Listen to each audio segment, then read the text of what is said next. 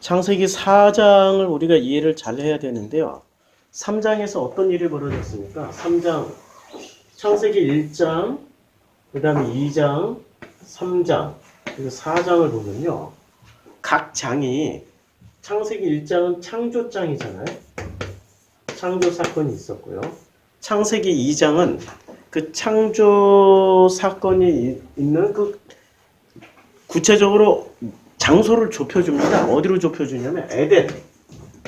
에덴에서의 어떤 모습으로 살아가고 있었는지를 설명해 주는 게 창세기 2장이잖아요. 심지어는 창세기 2장에서 에덴의 위치까지 정확하게 얘기를 해줍니다. 위치가 어디인지, 장소가 어디인지. 그래서 우리는 대충 에덴이 어디 있는지 알잖아요.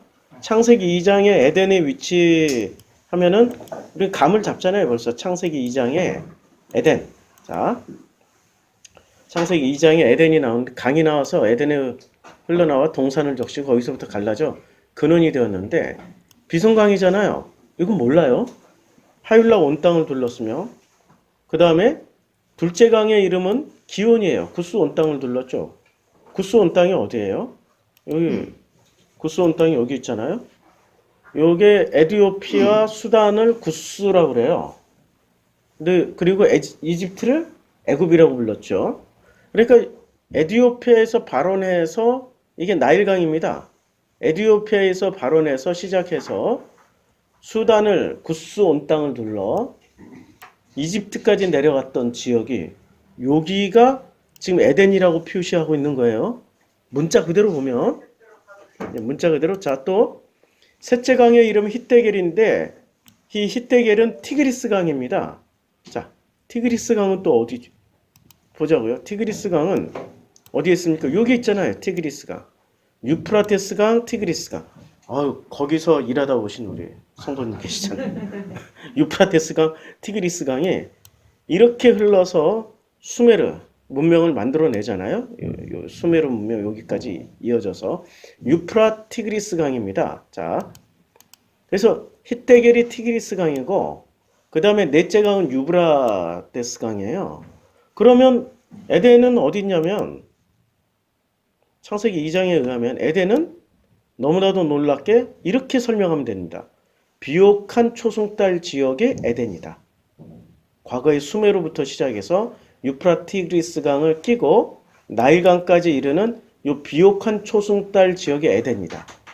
이제 에덴이 어디를 말하는지 정확하게 인식하셨죠? 그런데 그 에덴 안에 무엇을 둬요? 동산을 둬요. 근데 그 동산은 어디 있는지 잘 몰라요. 그래서 그 사람을 이끌어 에덴 동산에 둬요. 예, 동산에 둡니다. 에덴이 있고 에덴 안에 에덴 동산이 있는 거예요. 그것을 경작하며 지키게 하고 여호와 하나님이 그 사람에게 명하여 이르되 동산 각종 나무의 열매는 내가 임의로 먹되 선악을 알게 하는 나무의 열매는 먹지 말라. 내가 먹는 날에는 반드시 죽으리라. 그러니까 창세기 2장은 주로 어디서 일어나고 있는 일을 말씀하고 있어요? 에덴. 자, 그럼 창세기 3장은 무엇을 말씀하고 있습니까? 창세기 3장은 선악과 사건을 이야기해줘요. 3장 1절부터 선악 사건으로 인한 선악과 사건으로 인해서 추방 그 징벌을 받고 하나님한테 어떤 징벌 내용을 말씀을 듣고 추방당하는 것까지 말씀해 주는 게 창세기 3장입니다. 그래서 결코 뱀이 여자에게 말하는데 너희가 결코 죽지 아니한다고 그랬어요. 뱀의 말이 사실이지요. 결코 안 죽죠. 아니 목사님 우리 다 죽는데요. 아니 그런 죽음 말고 당신들의 자존심 절대 안 죽잖아. 선악지식이 절대 안 죽지. 자기가 옳다면 절대 안 죽잖아. 내가 옳다라고 주장하는 거 절대 안 죽잖아. 안 죽는 게 굉장히 많죠. 우리 내부 안에.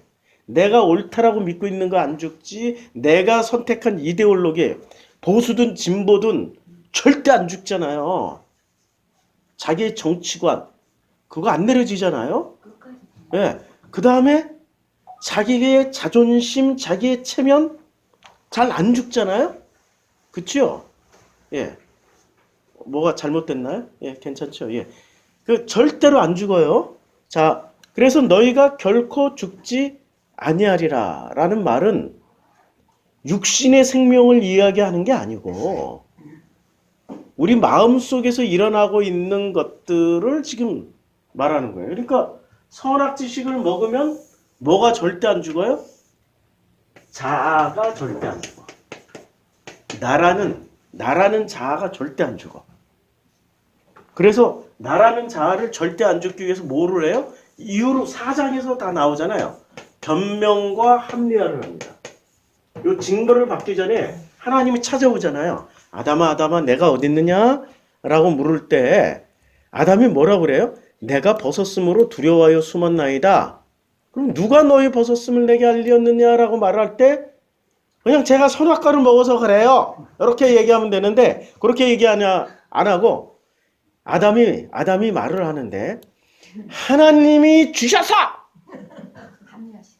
나와 함께 있게 하신 고년이 아씨 말이 좀 아니 아담의 심정을 제가 표현한 거예요. 이해해 주세요. 그가 그 나무 열매를 주물은 내가 먹었어요. 아이 진짜 하나님도 책임 있어요. 이런 거잖아요. 뭐죠? 합리화와 변명이 시작된 거예요. 그러니까 죽어요 안 죽어요 지금 자아가? 안 죽어. 뭐로 안 죽어요? 합리화와 변명으로 절대 안 죽어요. 아, 요번에 합리화 변명하시는 분 우리 청문회에서 많이 보잖아요. 그치요? 뭐라고 얘기하면 그게 아니고요. 뭐라고 얘기하면 그게 아니고요. 뭐라고요? 아, 나 참 막 두드리면서 그게 아니라니까? 뭐 이러고 합리화 변명하잖아요. 맞지요? 뭐가 들어간 거예요? 네, 선악지식을 먹은 즉시 무슨 효능이 생기냐면 절대로 결코 죽지 아니라 결코 안 죽어. 그러면 죽은 사람은 한마디로 말해서 결코 안 죽는 사람은 누구의 자식? 네, 선악지식을 먹었으니까 누구의 꼬임에 넘어가서 먹은 거예요? 뱀의. 그러면 누구의 자식? 뱀의 자식. 뱀의 자식이고 절대 안 죽으면 합리화와 변명과 자기 옳음을 통해서 절대로 안 죽으면 누구 자식이냐면 자기 옳음. 절대 안 죽으면 뱀의 자식. 예수처럼 내 뜻대로 마옵시고 아버지 뜻대로 하시옵소서라고 고백하시면서 아버지의 뜻에 따라 십자가에서 죽으면 누구 자식? 하나님의 자녀. 맞죠? 아주 간단해요. 뭐 복잡하게 생각할 필요 없어요. 나라고 생각하는 이 자아를 지키기 위해서 우리는 누군가를 죽일 수도 있어요. 영화 공공의적에 나오잖아요. 공공의적. 겉으로는 정말 훌륭한 사업가예요. 젠틀해요. 근데 택시기사가 조금 기분 나쁘게 했다고 택시 번호 딱 확인했다가 그날 저녁에 비 오는 날 저녁에 찾아가서 그 택시기사를 죽여버리잖아. 왜? 자기 자아를 기분 나쁘게 했다고. 그게 누구 자식? 뱀의 자식. 절대 안 죽어. 자기가 안 죽으려고 남을 죽인다고. 부모 자식 간에도 세상에 부모가 살기 위해서 자식을 죽이지요. 아니 죽인 적이 없는데요. 나는 뺨 한 대 때린 적이 없는데요. 무슨 말씀하시는 거예요? 그렇지. 뺨 한 대 때린 적이 없지. 욕도 한 번 안 했지. 그런데 무슨 말을 해요?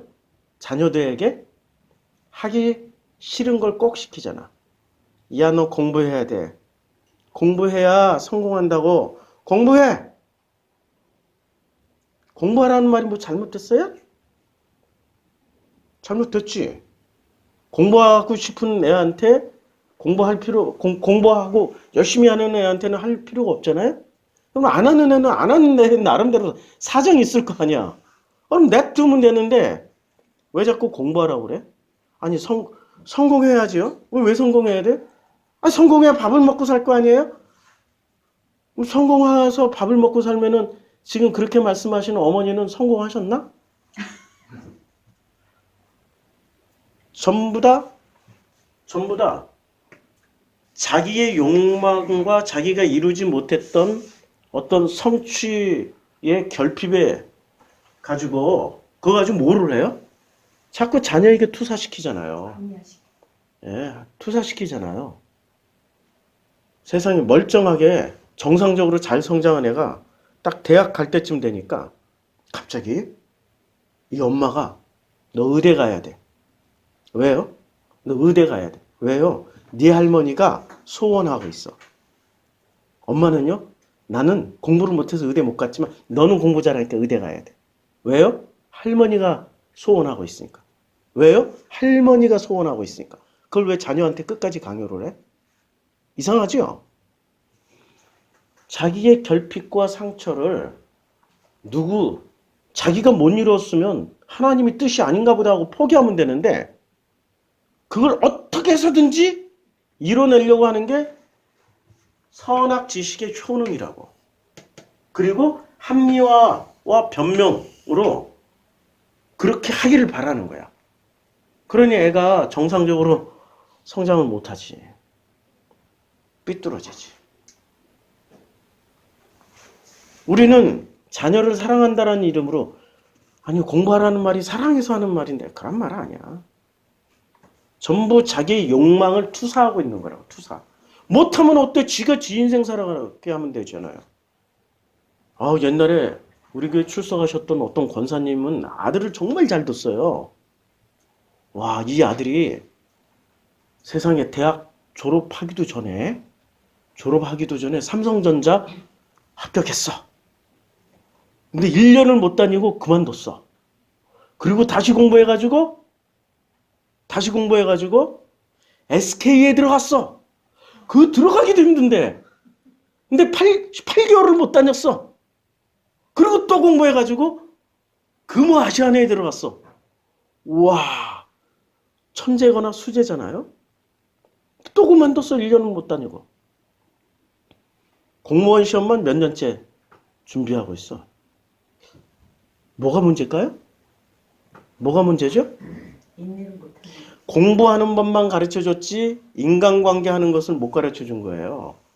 직장 생활이 힘든 거는 일이 힘들어서가 아니라 사람 관계를 못해서 힘든 거야.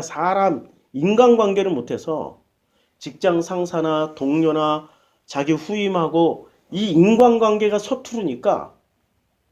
그런데 인간관계는 서투르지만 뭐를 잘해? 실력은 있잖아. 기분 나빠. 네가 감히 나한테 네가 과장이라고. 아이, 신입사원 이리 와봐. 이거 이렇게 해서 이렇게 해봐. 그 말투가 기분 나쁘다고 딱 그만둬. 또 다른 회사 갔더니 거기에 김 과장이 또 있어. 또 갔더니 또 있어.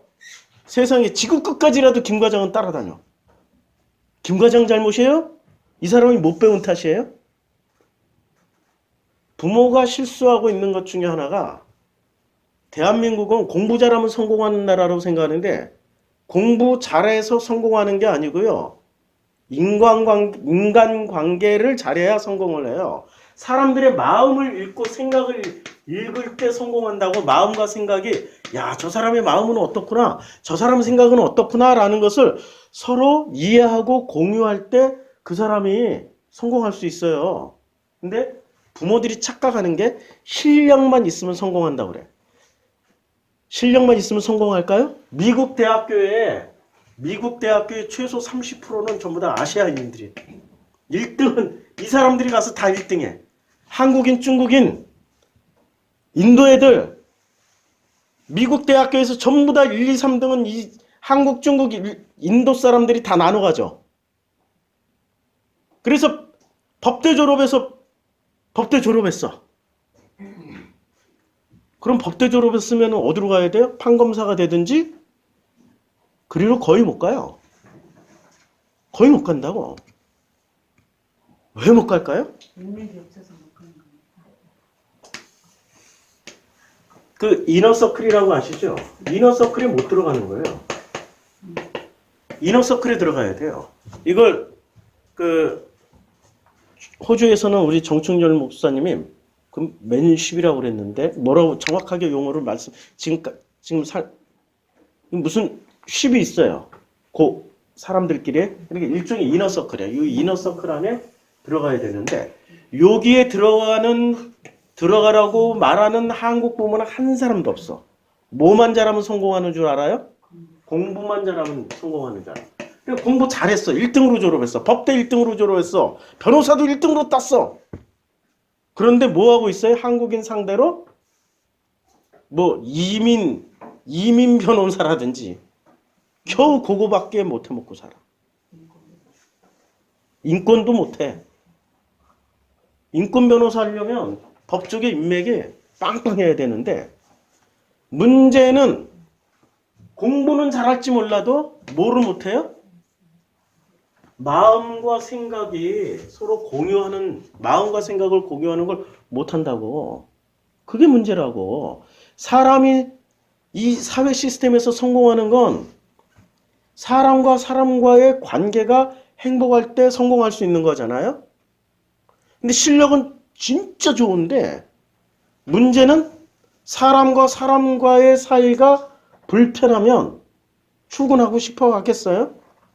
부모들이 그런 건 헤아려 주질 않아. 왜? 우리 부모들도 그런 훈련을 받아본 적이 없어. 하나님의 형상을 전부 다 실력 있는 놈이 하나님의 형상이 되는 줄 알아. 그래서 교회 오면은 뭐만 열심히 해요? 성경 공부, 성경 공부, 성경 공부, 성경 공부. 그래가지고 우리 80년대, 90년대 대한민국의 성경 공부 붐이 일었잖아요. 대한민국에 1980년대부터 90년대까지 제자 훈련, 10단계 훈련, 무슨 뭐 내비게이터 훈련, 무슨 뭐 CCC 훈련. 1980년대부터 시작해서 1990년대까지 거의 20년 동안을 성경 공부에 올인을 했죠. 심지어는 뭐 전도 폭발도 성경 공부요. 무슨 크로스웨이도 성경 공부요. 그 후에 나온 게 뭔지는 모르겠는데 어마어마하게 성경 공부가 쏟아졌어요. 공부 잘하면은 하나님의 형상이 되는 줄 알고 그랬더니 공부 열심히 했더니 하나님의 형상이 됐어요? 아니 망할 놈의 교회가 됐어요? 사람들한테 손가락질 당하는 망할 놈의 교회가 됐잖아요. 그치요? 이게 지금 너무나도 놀랍도록 전부 다 선악 지식을 취하는데 이게 지식이잖아. 선악 뭐죠? 선악 지식이잖아요. 지식을 취하는데 올인하지. 기독교인은 지식을 취하는 게 아니라 어디 마음과 생각을 감찰하시는 하나님의 그 본심을 알아야 된다고요. 이게 더 중요하다고. 근데 마음과 생각에는 관심이 없고 전부 다 지식, 실력, 눈에 보이는 실력 쌓는 것에 초점을 맞춰서 자녀 교육시키고 나도 그렇게 살아왔다고. 교회에서 성경 공부 1등으로 하면은 집사 주고 더 1등 하면은 장로 주고 권사 주잖아요. 그치요? 그 마음을 안 살핀다고 성경 공부 열심히 나와서 성경 공부 1등 하면은 권사장, 그나마 건전한 교회가 성경 공부 열심히 하면 권사 장로 주지. 조금 건전한 교회가 아니고 보통 교회는 돈 많이 내는 분들이 권사 되고 장로 되잖아. 그나마 건강한 교회라고 해야 지식 쌓는 1등을 권사 장로 줬지요. 참 마음이 아픈 거죠. 자, 이런 지식을 공부를 하고 이렇게 공부를 했던 이런 지식을 가득히 가졌던 분들이 복음이 들어가면은 복음 앞에서 자기가 죽습니까? 아니면 결코 죽지 않으리라. 자, 뱀이 분명히 이야기를 했어요. 뭐라고 얘기해? 결코 죽지 아니하리라. 지식을 가지면 가질수록 결코 안 죽어요. 결코 안 죽는다고. 그래서 제일 안 죽는 분들이 어디 그룹에 속해 있는 교인들이냐면 신천지 그룹. 신천지 그룹에서 자기 지식 내려놓고 죽는 사람 봤어요? 이재록 따라다닌 사람은, 문선명 따라다닌 사람은, JMS 정명석 따라다닌 사람은 이상하게 극단적인 이단일수록 결코 안 죽어요. 여호와 증인이 돌아서는 거 봤어요? 이겨먹죠. 그나마 개신교는 좀 말랑말랑해. 성경도 안 가르쳐서 요새는 성경도 안 가르쳐. 지식 추구도 안 해. 뭐만 해요? 충성. 그러니까 드바선만 강조해. 드바선. 아시죠? 드바선이. 드리고 바치고 섬겨라. 이것만 강조해. 성경도 안 가르쳐주고 드바선만 해. 참 비극이 된 거죠. 자, 이게 지금 창세기 3장 얘기예요.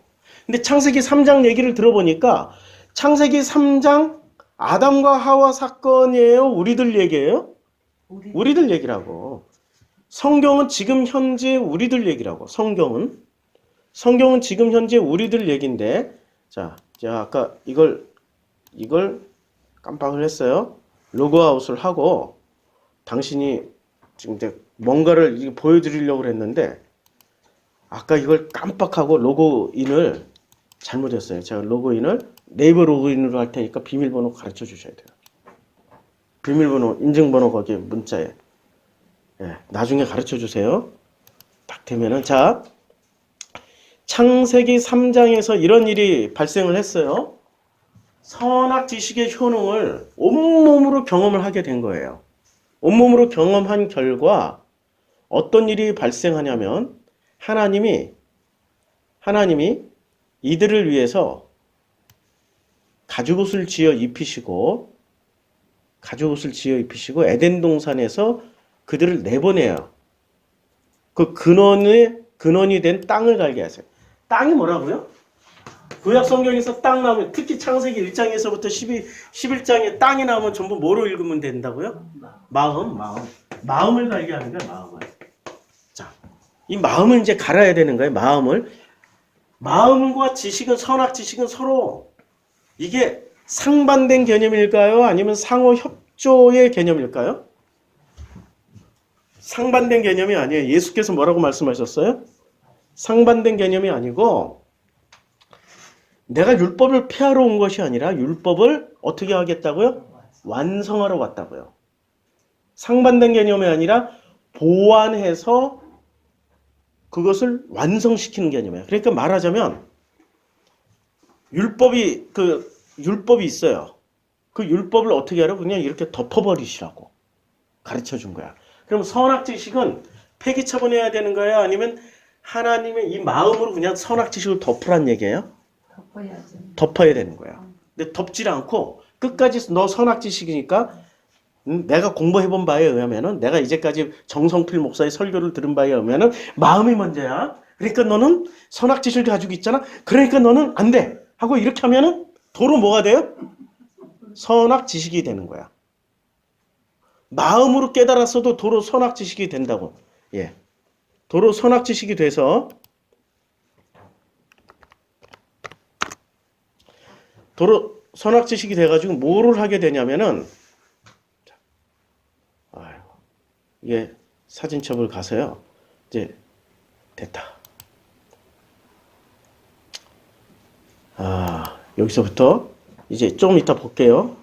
이거 꺼내놓으려고 그랬어요. 자, 선악 지식이 이 선악 지식으로 지금 우리 마음이 창세기 3장에서는 어떤 일이 벌어졌냐면 이런 내용이 벌어진 거예요. 우리 마음에 뭐가 들어온 거예요? 지금 마음에? 우리 하나님의 형상이 우리 마음이라고. 하나님의 형상은 뭘까요? 하나님의 형상? 이렇게 물어본 사람들은 하나님의 형상은 영혼이에요. 그럼 영혼은 어디 있어요? 네, 영혼은 어디 있어요? 모든 종교가 말하는 영혼이, 자, 모든 종교가. 불교에서도 영혼 있다고 그래요? 없다고 그래요? 힌두교는 있다고 그러죠? 이슬람은 있다고 그러죠? 조로아스트교는 당연히 있지요. 무당도 있다라고 그러죠? 신기하네? 그럼 전부 다 영혼이라고 다 얘기하면 기독교는 그러면 다른 종교하고 뭐가 달라야 돼? 예?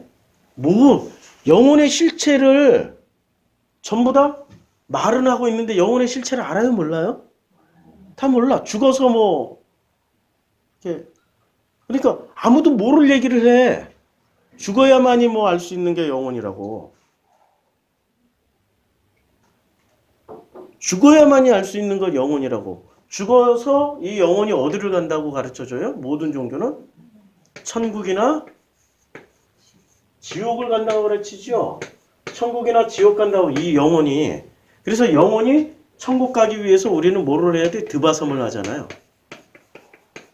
지옥 안 가려고 뭐를 해요?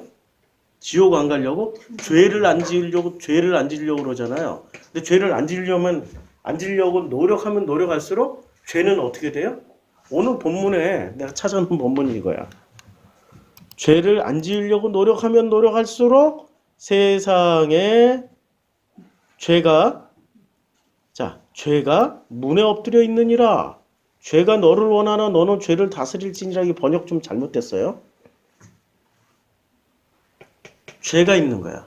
죄를 안 지으려고 노력하면 노력할수록 죄는 문 앞에 엎드려가지고 짓게 만들어. 네, 계속 짓게 만들어. 경험해보신 분들이 있지요? 경험 안 해보신 분들은 또 뭐야? 그냥 되는 대로 막 사는 분들인가? 죄가 뭔지도 모르고? 그런 분들은 없잖아요. 죄를 안 지으려고 노력하면 노력할수록 희한하게 죄는 끝까지 우리의 양심을 괴롭혀요. 죄책감이라고 그러죠, 그걸. 죄책감. 죄책감에 안 시달려 본 분 계셔요? 없지요? 다 시달려 봤잖아. 죄책감에. 자, 난 영혼으로 가면은 반드시 이원론으로 가게 돼 있다고요. 근데 기독교는 이원론인가요? 이론론인가요? 이론론이란 말이야. 그럼 영혼이라는 이론론이에요? 영혼이라는 말은 함정이라고. 영혼이 아니고요. 하나님의 형상은 영혼이 아니고 뭐라고요? 마음이라고. 이러면은 이론론이 돼. 이 마음이 여기서부터 하나님의 형상, 마음 안에 뭐가 담겨요? 하나님의 형상이 담기거나 마음 안에 뭐가 담겨? 선악 지식이 담기면 하나님의 형상은 하나님의 형상, 마음 안에 하나님의 형상 담고 사면 하나님의 자녀가 되고 선악 지식을 담고 사면 뱀의 자녀가 된다고. 물론 자녀라는 말은 없지만 뱀의 영향력 아래서 살게 되는 사람이 된다고요. 맞죠? 그리고 여기는 결코 안 죽으려고 그래. 결코 안 죽으려고 그래. 근데 하나님의 자녀는 언제나 내 뜻을 죽여. 내 뜻대로 마옵시고 아버지 뜻대로 하시옵소서 하면서 맨날 죽어. 노래가 있더라고요. 이 바이브의 노래인데 나는 술이야 정말 술이야 하는 노래처럼 나는 죽어요 맨날 죽어요. 이 노래 될런지 모르겠는데 맨날 죽는다라는 게 이게 목숨을 끊는 게 아니고요. 뭐를 내려놓는 거예요? 내 뜻, 나의 옳음, 나의 선악지식이 내려지는 사람이 하나님의 자녀라고요. 우리는 이 길로 가야 되는데 왜 이 길로 못 가고 하나님의 형상, 하나님의 자녀, 맨날 죽어 이렇게 가야 되는데 우리는 선악지식으로 뱀의 자녀가 돼서 결코 안 죽는 길로 가고 있잖아요. 부부 사이에 한번 대화해 보세요. 어제 한번 부부 토크쇼를 했거든요. 우리가 하나도 안 죽어, 아무도 안 죽어. 심지어 나도 안 죽어. 나도 우리 최 여사님 이겨먹고 있어. 온갖 변명과 합리화로 응? 그냥 죽으면 되는데 왜 당신은 안 죽어? 왜 나만 죽으라 그래? 이러고 내가 어제 얘기를 하고 있더라고. 이게 내 얘기야, 내 얘기. 아무도 안 죽어. 너무 놀랍게. 전부 다 어디서 잔뜩 가지고 온 합리화와 변명과 자기 논리를 가지고 자기 옳음을 가지고 끝까지 주장해. 신앙인이 누가 있냐고. 도대체 하나님의 자녀가 어디 있냐고. 그 순간 선악지식으로 안 죽어. 그럴 때 어떻게 해요? 덮으라고 그랬지. 나의 죽음으로 덮으라고. 그래. 내가 잘못했네. 미안해. 아휴. 나도 못 배워서 그랬어. 뭐 내가 태어날 때부터 남편 아니잖아?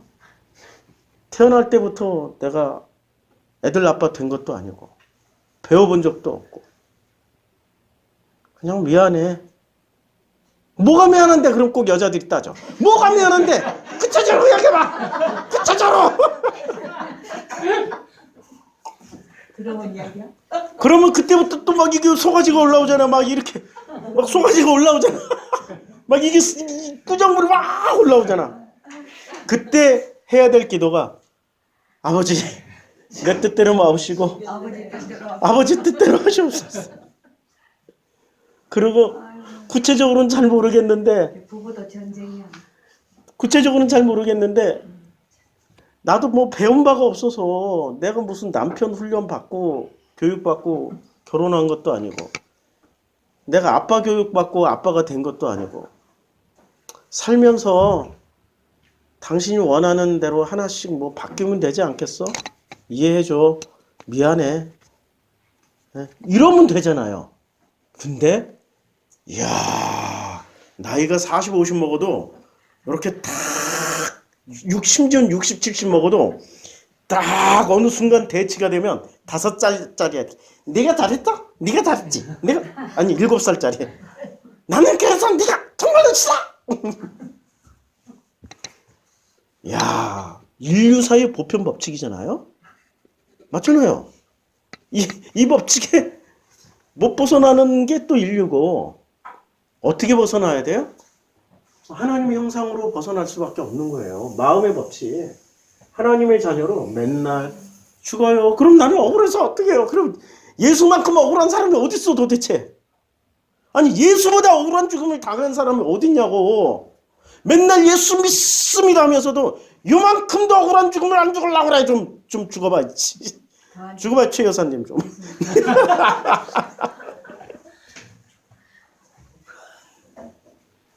이게 사람들이라고요. 그치요?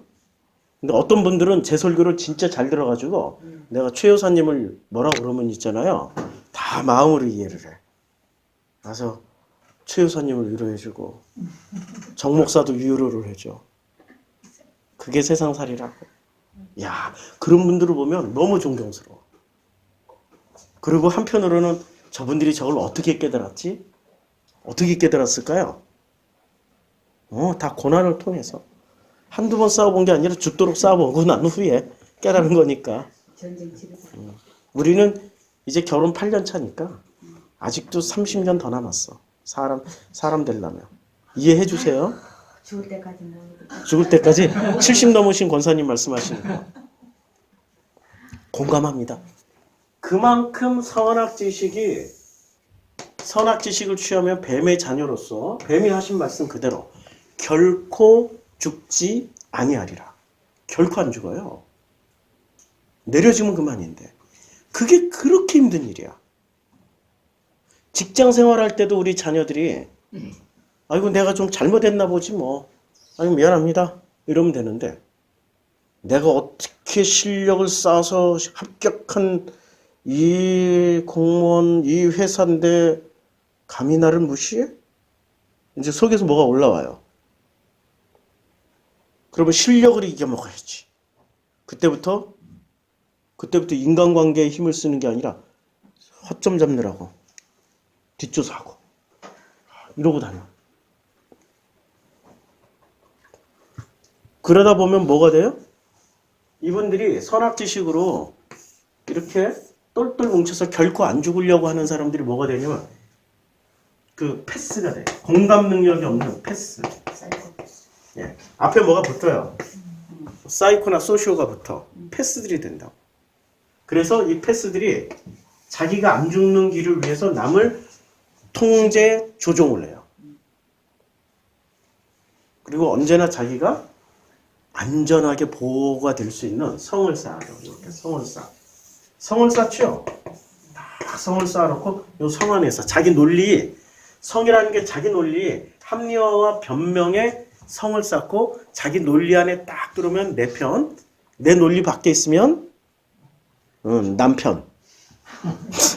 남의 편, 남편. 그러니까 남편이란 말은 우리말에 남의 편이란 뜻이라고요. 남편. 그러니 내 편 하나도 안 들어주고 전부 다 남의 편? 이상해. 아니 친구가 중요해? 마누라가 중요해? 근데 꼭 약속 있으면 친구 약속 있다고 마누라 아니 나 여보 오늘 영국 좀 가자고 약속했는데 왜 깨? 아니 이 친구가 갑자기 어디 친구뿐이야?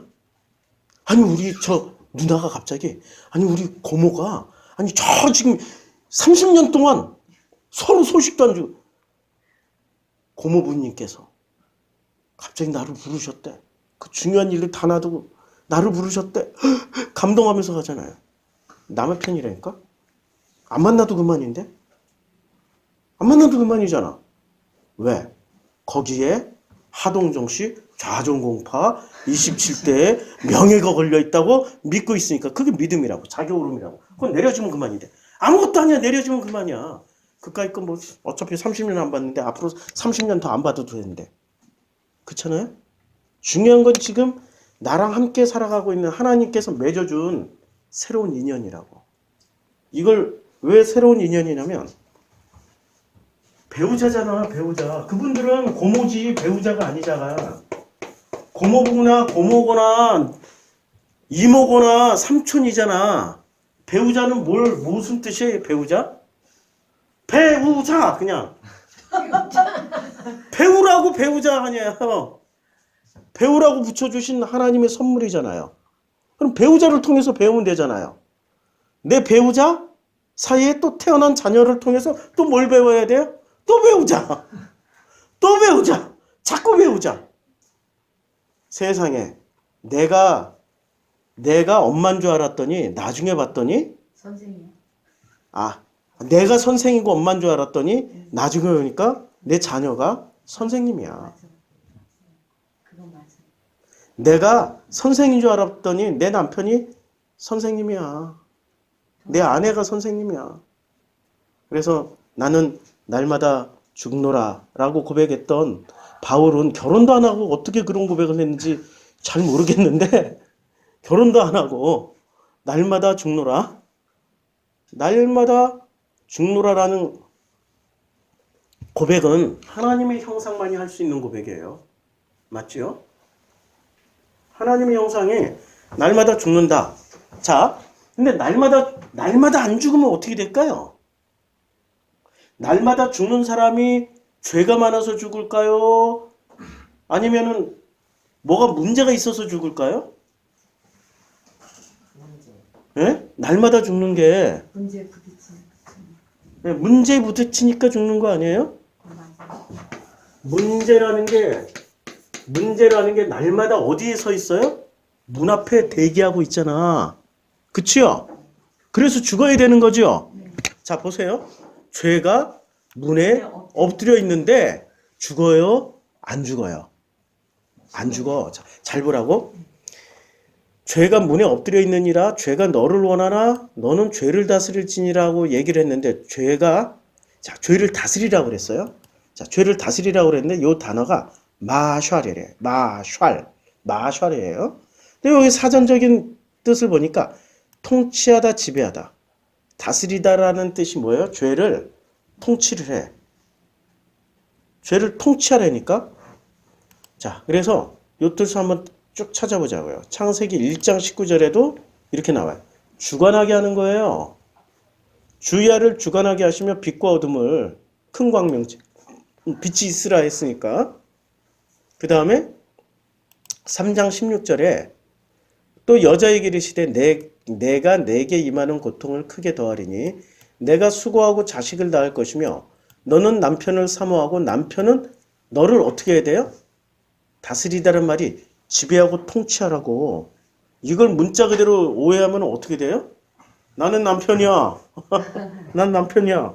내 말 들어. 내 통치에 따라야 돼. 이렇게 또 오해를 한다고. 이런 내용을 얘기하는 게 아니고 이거는 복음의 관계를, 그러니까 복음의 지금 창세기 3장 16절에서는 남편이 어떤 역할을 해야 되는 거예요? 우리 신랑이 누구세요?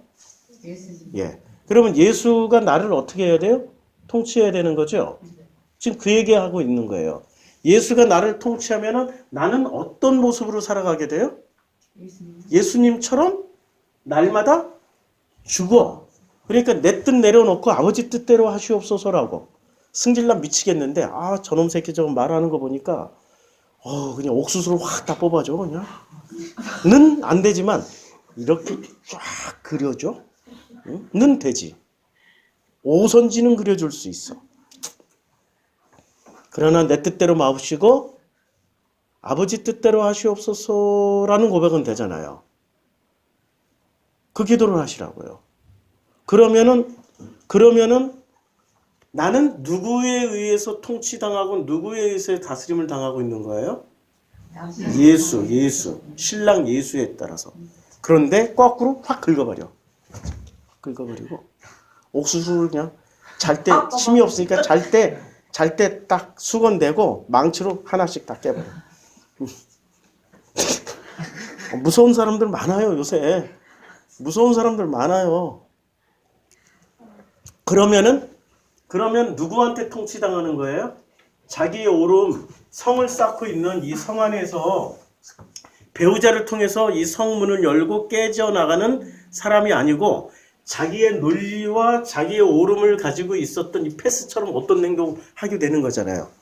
공감 능력 없이 잔인하게 그런 행동을 하게 되는 거잖아요.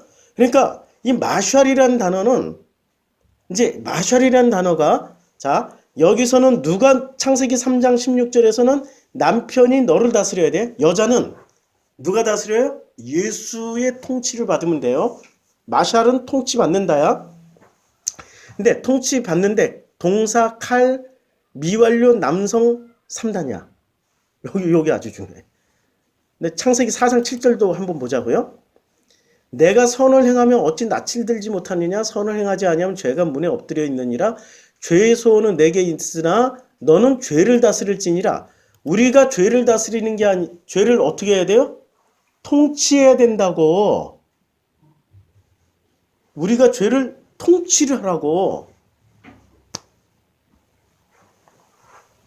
지금 이 문장을 잘 보면은 죄가 너를 원하나 너는 죄를 다스릴지니라. 그러면 우리가 죄를 어떻게 하라고요? 통치하라고요? 요때 쓰여졌던 게 동사 칼 미완료 남성이에요. 전부 다. 자, 이제 아주 중요한 공부 좀 하겠습니다. 진짜 중요한 거예요. 이래서 제가 밴드에 자료를 올려놓고 사진을 딱 찍어서 올려놨어요. 자, 아주 중요한 거예요. 몇 번 공부했는데 한 번 가지고는 미완료가 뭘까요? 성경에서 보면 미완료라는 게 자, 히브리어에는 히브리어 동사의 시제는 딱 두 개밖에 없어요. 완료냐 미완료냐. 요거 이해하는 게 굉장히 중요해요. 근데 우리말의 시제는 몇 개가 있어요? 우리말의 시제는 한국어의 시제는 몇 개가 있냐면 한국어 동사의 시제는 과거, 현재, 미래 이렇게 세 가지 있잖아요. 그러면 영어 동사의 시제는 몇 개가 돼요? 과거, 대과거, 과거 완료, 과거 현재 진행, 과거 현재 완료, 과거 미래 완료, 현재 진행형, 미래 완료. 와, 이거 나도 시제 다 못 외우는데 한마디로 말해서 겁나 많아요. 겁나 많아요. 시제가 지금 한국어 동사 시제는 너무 감사하게 3개밖에 없는 거야. 과거, 현재, 미래. 우리는 야, 밥 먹었니? 밥 먹었어. 근데 이렇게 말하면은 영어 듣는 사람, 영어를 모국어로 쓰는 사람도 이해가 안 돼. 밥 먹었니? 현재 진행. 밥 먹었어 해야 돼. 이해가 되죠? 과거의 어떤 시점을 정확하게 얘기를 해줘야 된다고. 스페인어도 마찬가지일 거예요. 아니에요? 스페인어 좀 달라? 그래요? 예. 다행이다. 한국 사람이 그래서 스페인어 빨리 배우나 보다. 영어는 시제가 정말 복잡해요. 영어 시제보다 훨씬 복잡한 시제가 있어요. 어느 나라 말? 히브리어. 아니고요. 히브리어는 2개밖에 없다니까. 완료, 미완료. 완료, 미완료. 산스크리트하고 그 아리안들이 쓰는 말이요. 아리안 계열이 쓰는 말은 동사 변화만 500개가 넘었는데 요새 정리해서 50개야. 시제 변화만. 자, 무슨 차이가 있을까요? 완료와 미완료로 이제 완료는 이거예요. 죄를 다스릴지니라 라고 얘기를 했어요. 그럼 네가 죄를 통치해. 네가 죄를 장악해서 네가 죄를 가지고 죄를 네가 통치를 하라고 얘기를 했어요. 근데 이게 완료로 쓰여졌을 경우에는 그러니까 완료 미완료는 상태를 얘기한다. 어떤 상태가 되는 거예요? 미완료. 아니, 완료로 쓰여졌을 때는 완료로 쓰여졌을 때 내가 죄를 이미 장악해서 통치하고 있는 거야. 근데 미완료는 뭐가 돼요? 하고 있다. 통치를 과거나 현재나 미래에도 통치를 하고 있는 거예요? 못하고 있는 거예요? 못하고 있는 거지. 미완료. 이게 이제 이해가 되죠? 자, 다시 이제 또 하나. 그래서 미완료 개념에는 단순 무엇을 할 것이다, 해야 한다, 할지니라 이렇게 번역한다는 얘기예요. 뭐 근데 미완료는 완료되지 않은 것이고 완료 동사보다도 의미의 스펙트럼이 굉장히 넓어요. 과거에도 미완료, 미래에도 미완료, 앞으로도 미완료. 자, 히브리어의 완료나 미완료는 우리말의 과거, 현재, 미래로 다 번역될 수 있어요. 그러니까 이게 다 번역되는 게 더 헷갈려. 우리는 했다 하면은 완료예요, 미완료예요? 완료죠. 근데 얘가 과거로도 번역됐어. 미완료가. 그럼 했다가 되는 거야? 아니면은 미완료인 거예요? 미완료. 미완료. 왜 이거 번역하기가 불가능해 갖고. 이 동사의 기본형이. 자, 그래서 여기 지금 다스릴지니라가 창세기 3장 16절과 창세기 4장 7절은 이제 다스리라다는 이 마샬이라는 단어가 둘 다 미완료야. 이거 좀 잘 따라오고 있는 거죠. 마샬이라는 히브리어는 마샬은 어떤 뜻이 있다고요? 통치해. 통치하다라는 뜻이에요. 통치하고 지배를 해. 네가 장악을 하라고. 이런 뜻이에요. 그런데 이게 완료와 미완료는 어떤 상태예요? 완료는 이미 장악을 했어. 끝났어. 과거에 끝났고 미래에도 끝났어. 완료했다니까? 아니, 미래에도 완료했기 때문에 미래도 완료해. 그러니까 시제가 완료는 하나님이 사람에게 무슨 일이 벌어지냐면 그 사람에게 은혜를 주셨어요. 어떻게? 생육하고 번성하라라고 완료로 말했어. 그러면 어떤 상태가 되는 거예요? 나는 이미 생육하고 번성한 상태로 살아갈 모든 권한을 얻은 거야. 그치요? 근데 미완료 시제를 써버리면 생육하고 번성하라고 하나님 말씀하셨어도 아직도 미완료인 상태, 이루어지지 않은 상태라니까 히브리어는 상태로 이해를 해야 돼요. 시제를 상태로. 과거, 현재, 미래로 이해하지 말고 상태로. 이게 전 세계의 유일무이한 문법입니다. 이 히브리어 시제는 전 세계 과거, 현재, 미래로 다 분석해서 시제를 생각하는데 히브리어는 과거, 현재, 미래를 한 머릿속에 넣어놓고 완료야? 미완료야? 이 상태로 이해를 하는 거예요. 완료냐? 미완료냐? 그런데 창세기 3장 16절 마샬에서는 창세기 아까 3장 16절이죠? 창세기 3장 16절은 뭐라고 얘기를 해요? 창세기 3장 16절에서는 또 여자에게 이르되 내가 내게 임신하는 고통을 크게 더하리니 내가 수고할 것이고 자식을 낳을 것이며 자식을 낳아야 돼요. 자식을 낳아야 돼. 수고하고 자식을 낳아야 돼. 임신하는 고통을 크게 더하고 수고하고 자식을 낳아야 돼요. 그리고 너는 남편을 원하고 남편은 어떻게 해요? 너를 다스릴 것인데 미완료야. 그럼 남편이 누구예요? 여기서 창세기 3장 16절에서 신약 성경으로 보면 예수가 나를 다스리는데 완료가 됐어요? 미완료가 됐어요? 미완료죠. 미완료야. 그러면 미완료니까 뭐를 해야 되는 어떤 상태로 넘어가야 되는 사명을 가졌어요? 완료로 넘어가야 되는 상태가 완료로 넘어가야 되는 사명이 있는 거잖아요. 그런데 미완료로 썼기 때문에 예수와 나와의 관계는 아직도 미완료야. 언제 완료가 될까요? 언제 완료가 될까요? 예? 예. 아니, 내가 죽어야 된다. 그러면은 도로 또 어디로 가냐면은 도로 어디로 갈까? 이혼론으로 넘어가. 영혼으로 가. 자, 이제 예수님이 말씀하셨어요. 무슨 말씀을 하셨냐면은 내가 미안해. 그때와 그 시는 누구만 알아요? 아버지만. 네. 자, 그때와 그 시기는 자, 이 모든 일을 보거든 인자가 가까이 곧 문 앞에 이른 줄 알라. 그런데 주님이 뭐라고 말씀하시면 그러나 그날과 그때는 아무도 모르나니 하늘의 천사들도 아들도 모르고 오직 아버지만. 그때와 그 시 완료는 누구 결정을 하는 거야? 누가? 아버지. 아버지만 결정하는 거야. 이게 종말이잖아. 자기 죽음의 대표적인 종말이잖아요. 그치요? 아버지만. 아니, 목사님, 마태복음 24장 세상 종말인데요? 예? 세상. 몰라요, 세상? 세상? 자,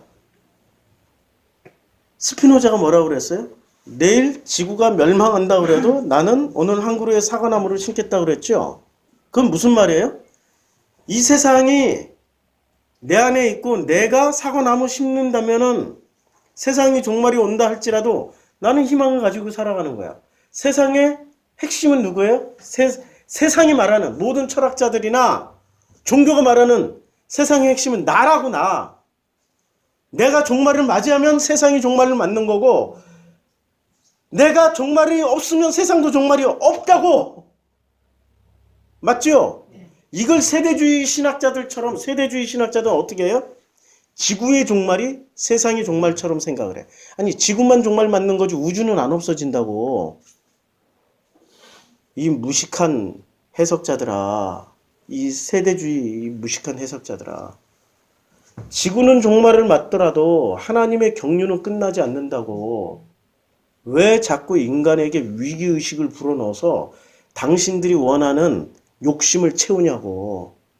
그게 종말론 강조하는 사람들의 특징이잖아요. 넘어가면 안 돼요. 절대로 지구의 종말은 하나님의 뜻에 따라 달린 거지.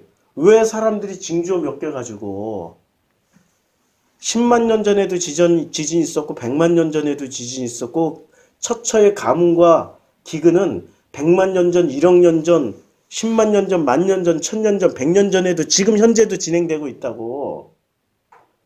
왜 그걸 가지고 종말이라고 계속 떠들어대? 그게 오히려 지구가 살아남기 위해서 대청소하는 건데 지구가 스스로 우리 몸이 살아남으려면 스스로 청소를 한 번씩 해줘야 되잖아요. 그래야 건강하게 되잖아요. 마찬가지야. 세상 모든 원리는 똑같아. 지구도 대청소하고 바다도 보면 스스로 대청소해요. 해일과 쓰나미로 다 대청소를 한다고. 심지어는 뭐가 죽어서 이렇게 참 새 한 마리만 땅에 떨어져서 죽더라도 그게 그대로 썩어서 냄새나고 악취가 나면 거기서 바이러스가 퍼지는데 그걸 누가 대청소를 해주잖아. 누가. 네, 구데기가 와서 하고 개미 새끼들이 와서 다 뜯어가고 박테리아들이 다 모이지 않는 곳에 대청소를 하고 있잖아요. 끊임없이 청소를 하고 있잖아. 리뉴얼, 갱신을 하고 있다고. 갱신을. 온 우주가 마찬가지로 그걸 왜 종말이라고 생각을 해? 새롭게 거듭나는 건데. 철학의 깊이도 얕고 생각하는 깊이도 너무 낮아. 그게 그 사람들의 수준이라고. 위기의식 불어넣으면 인간은 너무나도 놀랍게도 AI하고 똑같아요. 입력된 대로 생각을 해. 선악지식이 입력되면 선악지식의 사람이 되고 하나님의 은혜가 입력되면 하나님의 은혜로 살아간다고요. 인간은 AI하고 뭐 대단히 다른 존재라고 생각하죠. 아니, 태극기 부대 보면은 AI 아니에요. 그분들 AI잖아요. 예? AI잖아. 입력된 대로만 가서 하잖아. 무서워. 심지어는 IS의 무슨 알카에다 이 이슬람 과격분자들 입력된 대로만 살잖아. 입력된 대로만 그거 주장하고 살잖아요. 맞지요? AI 벗어나라고. 어떻게 벗어나요? 하나님의 형상으로 벗어나야 되는데 그러니까 못 벗어난 상태가 미완료고 벗어나면 완료가 되는 거예요. 그 결정은 누가 한다고요? 아버지가 결정하세요. 아버지가. 내가 결정하는 거 아니에요. 누구도 결정 못해. 하늘의 천사들도 결정 못하고 아들 예수도 몰라요. 오직 누구만 알아요? 아버지가 알고 아버지가 결정하시는 거예요. 절대로 속아 넘어가서는 안 돼요. 자, 다시 또 성경. 죄가 너를 원하나? 그러니까 창세기 3장 16절에서는 예수와 나와의 관계가 미완료야. 죄를 다스려. 나는 예수를 통해서 죄를 다스리는 걸 끊임없이 어떻게 해요? 그걸 받아들이면서 예수처럼 내 뜻대로 마옵시고 아버지 뜻대로 하시옵소서라고 끊임없이 반복할 수밖에 없다고. 근데 어느 순간 아버지의 뜻에 따라서 딱 완료가 되면 그냥 샬롬이 누려진다고. 이건 신비의 영역이야. 체험하고 있는 사람들이 있을 거예요. 샬롬. 평안이, 그 평강이 그 안에서 이루어진다고요. 그치요? 자, 그 다음에 3장 16절하고 똑같이 마샤를 썼던 게 4장 7절입니다. 4장 7절도 누가 죄를 다스려? 여기서는 가인이 직접 자기의 죄를 지배하고 통치를 해야 돼. 죄가 가인을 지배하는 게 아니라 가인이 죄를 직접 통치하고 다스려야 돼. 근데 이것도 미완료야. 이것도 미완료라고. 근데 가인이 처음엔 죄를 뭐로 통치하고 다스리려고 그랬을까요? 자기 엄마 아빠 닮아가지고 아담과 그의 아내 하와가 동침함에 하와가 임신하여 가인을 낳고 고백을 했어요. 내가 누구로 말미암아 아들을 낳았어요? 그러면 가인은 누구 자식이야? 아니, 가인은 지금 누구 자식이냐고. 아버지와 엄마 아담과 하와가 고백을 했잖아. 누구의 은혜로 지금 낳은 거예요?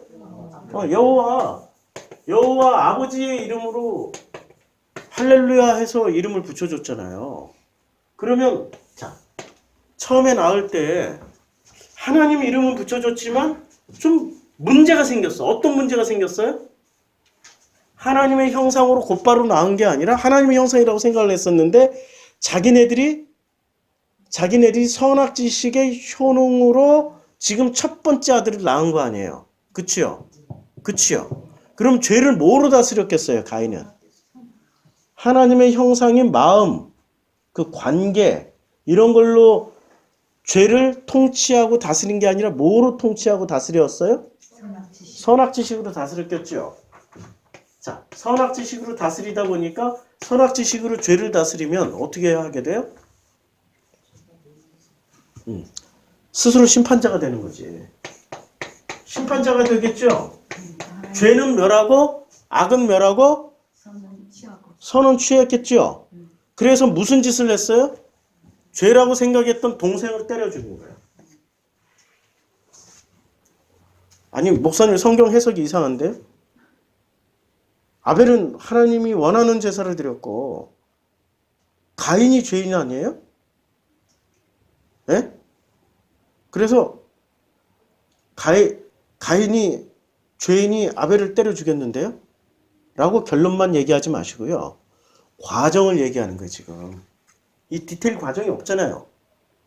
무조건 결론은 어떻게 정해놨어요? 가인은 죄인이고 아벨은 하나님에게 합한 제물로 제사를 드렸다고. 그런 장면이 어디 나와? 안 나와. 성경에. 없어요. 그런 과정 없어요. 자, 이 과정을 보니까 지금 여호와의 이름으로 등남하였다 한 게 가인이고 그 가인에게 하나님이 뭐라고 그래요? 너는 죄를 다스려. 죄를 다스리는 주체가 누구라고요? 가인이 된 거죠. 근데 3장 16절에서는 죄를 다스리는 주체가 가인 본인이에요? 아니면 예수예요? 남편이었죠? 남편이었죠? 그러니까 3장 16절과 지금 4장 7절은 주인공 다스리는 주체가 달라진 거죠. 3장 16절에서는 남편, 즉 오늘날로 신약 시대로 다시 재해석하면 예수께서 죄를 다스림에 나는 순종하고 동참하는 거야. 따라가는 거야. 그래서 예수를 통해서 배워야 돼. 내 뜻대로 마옵시고 아버지 뜻대로 하시옵소서라는 거 배워야 돼. 근데 가인은 자기가 죄를 스스로 다스려야 돼. 근데 스스로 다스리는데 뭐 가지고 다스리냐고요? 선악지식 가지고 다스리죠. 근데 선악지식 가지고 다스렸더니 어떤 일이 벌어졌습니까?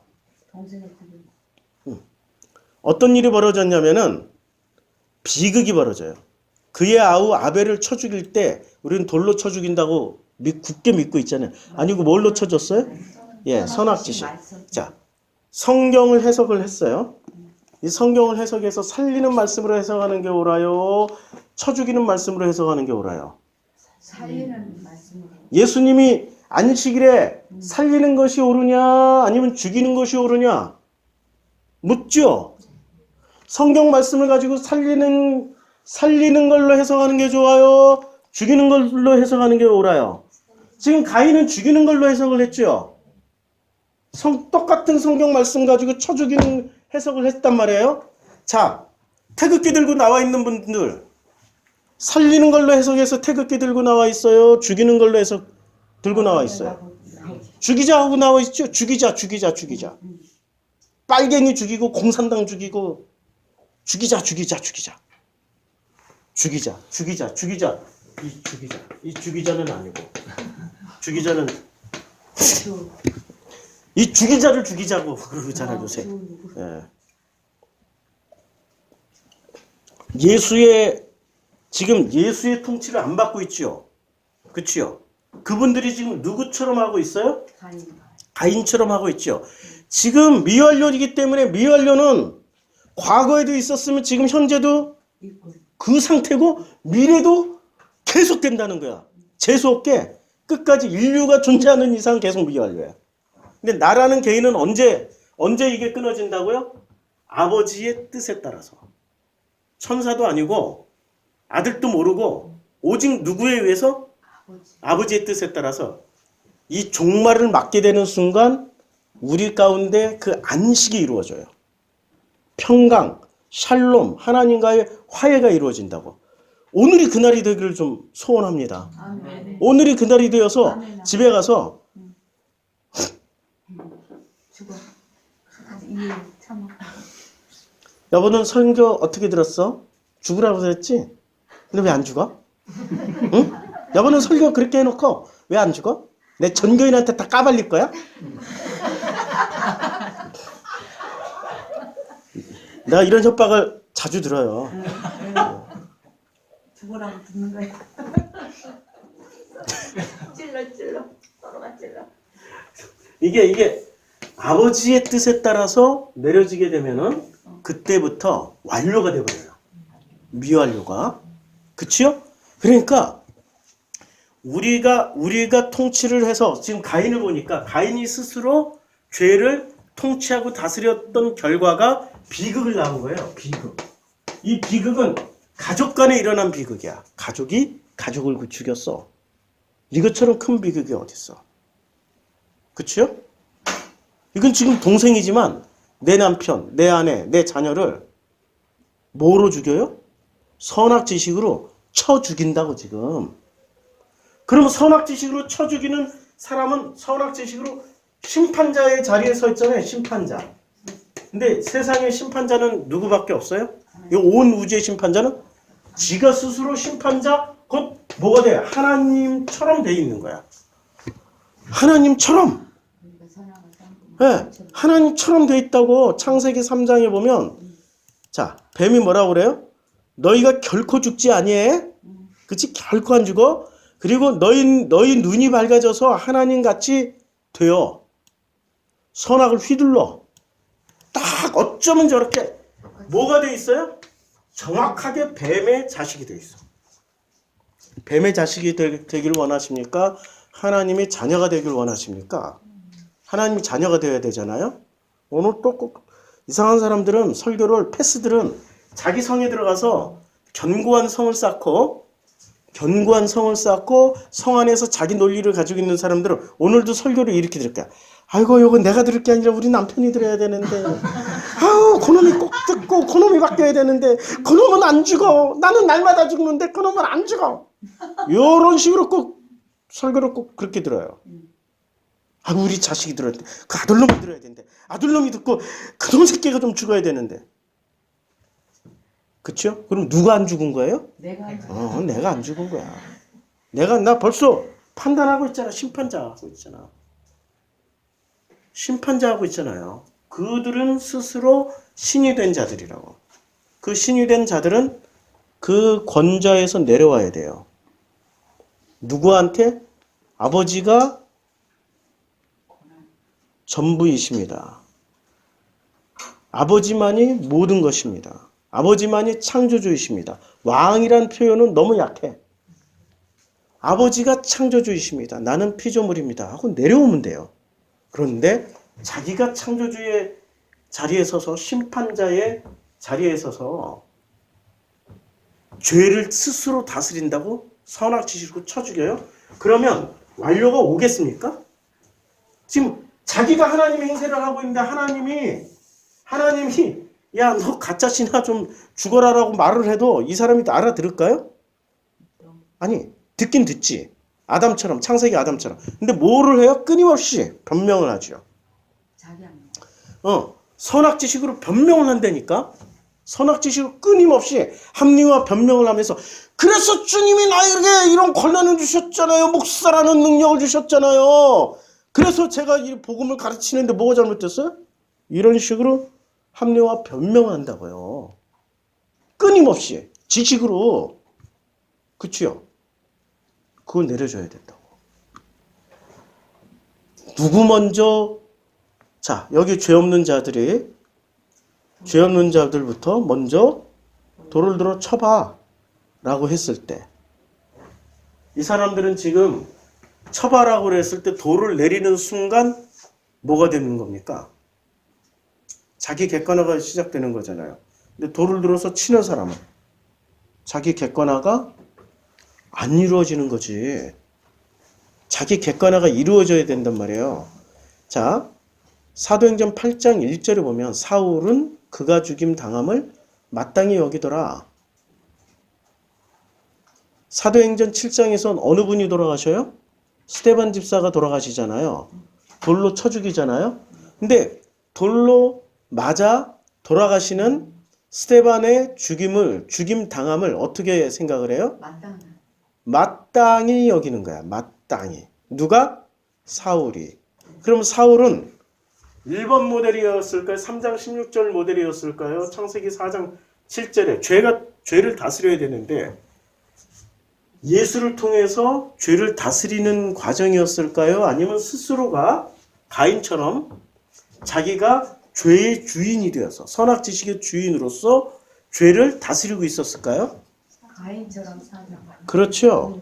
사울이 그러신 분이셨어요. 그러니까 사람이 죽임당하는 건 얼마나 비극이에요. 그의 죽임을 어떻게 여겼어요? 마땅히 여기는 거야. 그러면 가인이 아벨을 때려 죽였을 때의 마음 심정이 어땠을까요? 마땅히 여긴 거야. 마땅히. 내가 무슨 일을 해놓고 마땅히. 당연하잖아. 내가 합리적이고 내가 이치에 맞잖아. 그러니까 당신이 바뀌어야지. 이렇게 얘기하면 나도 모르게 누구처럼 살아요? 가인처럼 신약에 예수님 만나기 이전에 사울처럼 그런 모습으로 살아간다고. 그런 사람들은 뭐라고 불러요? 패스.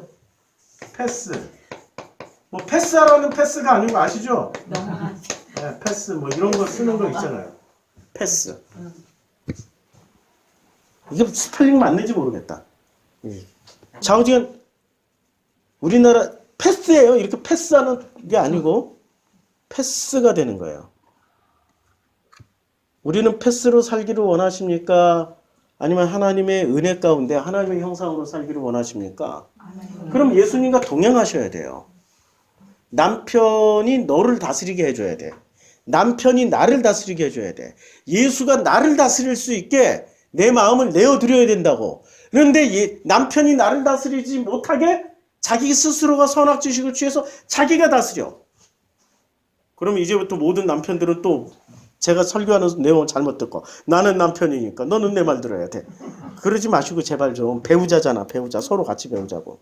서로 같이 배워야 돼. 이제 어떻게 해야 돼요? 남편이 나를 다스린다는 말씀은 아주 쉽게 얘기하면 이거예요. 예수님께 내 모든 선악지식을 내려놓고 내 뜻대로 마시고 예수님처럼 아버지 뜻대로 하시옵소서라고 하는 게 예수님과 동행하는 거예요. 근데 그 동행이 비록 미완료일지라 하더라도 끝까지 동행하다 보면 그날과 그 시는 아버지가 정해서 나에게 완료라는 종말을 주셔. 그런데 가인처럼 자기가 직접 죄를 통치하고 다스리려고 하다 보니 이 선악지식이라는 논리를 갖다 쓰게 되는 거예요. 갖다 쓰다 보니 비극만 일어나. 끊임없이 비극만 일어나. 끊임없이 비극만 일어난다니까. 자기 뜻대로 못 살아. 자기 뜻대로는 열심히 살고 있는데 절대로 자기 뜻대로 안 돼. 자기 뜻이 뭐죠? 선악지식. 목표를 성취하고 이루는 게 자기 뜻이 아니고 우리의 뜻은 행복하고 기쁘고 재미나고 즐겁게 사는 게 우리의 뜻이란 말이에요. 하나님 주신 본래의 뜻이라고. 근데 행복하고 기쁘고 재미나고 즐겁게 못 살고 언제나 뭐로 끝나? 비극으로 끝난다니까. 무엇을 선택하시겠어요?